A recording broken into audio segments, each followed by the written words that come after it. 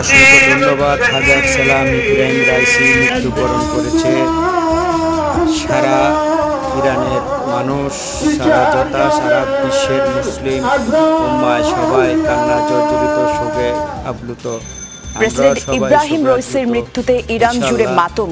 তাবরিজে চলছে জানাজার প্রস্তুতি, শোককে শক্তিতে পরিণত করতে চান শোকাহতরা। রব্বুল আলামিন যেন কাল বেহেশত নসিব করে, এটাই আমরা রাইসির মৃত্যুকে ঘিরে বাড়ছে গুঞ্জন। হেলিকপ্টার বিধ্বস্তের তদন্ত শুরু করেছে ইরান। ট্রান্সপারেন্ট থেকে কোনো সংকেত পায়নি তুরস্ক তদন্ত।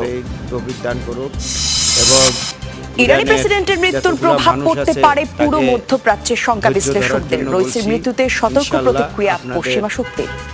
ইব্রাহিম রাইসিকে আল্লাহ পাক বেহেশত নসিব করবে, এটা আমরা মূল ধারণা।